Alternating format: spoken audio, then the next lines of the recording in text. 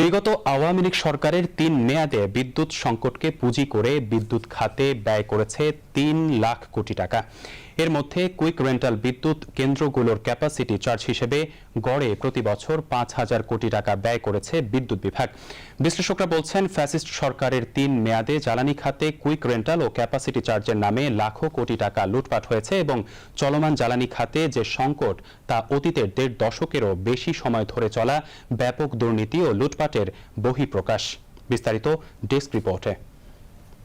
আওয়ামী লীগ সরকারের টানা ৩ মেয়াদে বিদ্যুৎ উৎপাদন না করেই বেসরকারি রেন্টাল বিদ্যুৎ কেন্দ্রগুলোকে ক্যাপাসিটি চার্জ বা কেন্দ্র ভাড়া বাবদ ১,০৪,৯২৬ কোটি টাকারও বেশি পরিশোধ করেছে বিদ্যুৎ বিভাগ। সংশ্লিষ্ট বিভাগের তথ্য মতে ২০০৮-৯ অর্থবছরে ১,৫০৭ কোটি টাকা ও ২০১১-১২ অর্থবছরে ৫,০০০ কোটি টাকা, ২০১৮-১৯ অর্থবছরে ৮,৯০০ কোটি টাকা এবং ২০২২-২৩ অর্থবছরে ১৭,১৫৫ কোটি টাকা এই ক্যাপাসিটি চার্জ দিয়েছে। বিদ্যুৎ সংকট মোকাবেলার যুক্তিতে করা এসব কুইক রেন্টাল পাওয়ার প্ল্যান্ট কি আদৌ আপৎকালীন বিদ্যুৎ সংকট নিরসন করেছে? কি বলছেন বিশ্লেষকরা? বিগত আওয়ামী লীগ সরকার যখন ক্ষমতায় এসেছিল, এর ওই সময়টাতে আসলে বিদ্যুৎ খাতের যে উৎপাদন সেটা কিন্তু অনেক কম ছিল। এক শ্রেণীর যারা রাজনীতিবিদ, যারা ক্ষমতার আশেপাশে ছিলেন, তো তাদের একটা বড় লক্ষ্য ছিল যে এই সমস্যাটাকে কাজে লাগিয়ে কিভাবে আসলে এই অর্থবিত্তের মালিক হওয়া যায়।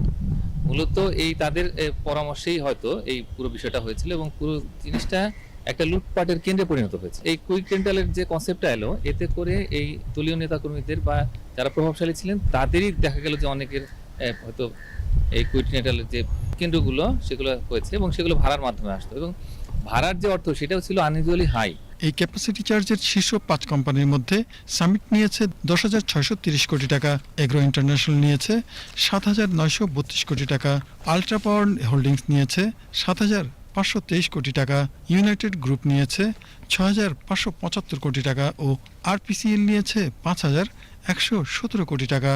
ফ্যাসিস্ট সরকারের আমলে বেসরকারি ও ভাড়াভিত্তিক রেন্টাল ও কুইক রেন্টাল বিদ্যুৎ কেন্দ্রগুলো থেকে পর্যাপ্ত বিদ্যুৎ উৎপাদন না হলেও ক্যাপাসিটি চার্জ বা কেন্দ্র ভাড়ার নামে বিপুল অঙ্কের অর্থ লোপাট হয়েছে। ওগুলো যদি বসেও থাকে, তারপরে তাদেরকে আসলে ক্যাপাসিটি চার্জ দিতে হবে এবং এরপরে যখন নতুন নতুন বিদ্যুৎ কেন্দ্র তৈরি হয়ে গেল, তারপরে ওদেরকে বছরের পর বছর চার্জ দিতে হচ্ছিল এবং এতে করে আসলে জনগণের যে কষ্টার্জিত করের অর্থ সেখান থেকে হাজার হাজার কোটি টাকা কিন্তু চলে গেছে। আমরা এই সময় যখন দেখতে পেয়েছি যে ২৮ লাখ কোটি টাকা যেটা আসলে বাইরে চলে গেছে, তার মধ্যে আসলে এই যে বিদ্যুৎ কেন্দ্র বা এই যে সমস্ত কুইক রেন্টাল সেগুলোর অর্থ কিন্তু আছে। তো সব মিলিয়ে দেশের অর্থনীতির একটা বড় ক্ষতি হয়েছে এর কারণে। এখন যে বিদ্যুৎ খাতে যে সংকট দেখতে পাচ্ছি, তো সেটা কিন্তু অতীতের এই যে ধরনের কর্মকাণ্ড সেগুলোর একটা দায় এবং তার একটা ধারাবাহিকতা। দ্রুত সময়ে বিদ্যুৎ উৎপাদনের নামে এই কুইক রেন্টালের আড়ালে অর্থ লোপাটের আইনি ভিত্তি দিতে বিশেষ আইন প্রণয়ন করেছিল আওয়ামী লীগ সরকার। একেবারে অস্বাভাবিকভাবে যে এখান থেকে অর্থ নেওয়া, তো সেইটাকে যাতে কন্টিনিউ করা যায়, তো সেটার জন্যই কিন্তু আসলে দায়মুক্ত আইনটা হয়েছে, যাতে কেউ এটা নিয়ে প্রশ্ন তুলতে না পারেন। একদিকে হলো যে জনগণের অর্থ মানে অস্বাভাবিকভাবে নিয়ে যাওয়া হচ্ছে, আর আরেকটা হচ্ছে যে এটা যাতে কেউ কোনো প্রশ্নের মধ্যে না তোলে, তো সেটার জন্য আইন করা। Sheikh Ali, BTV news.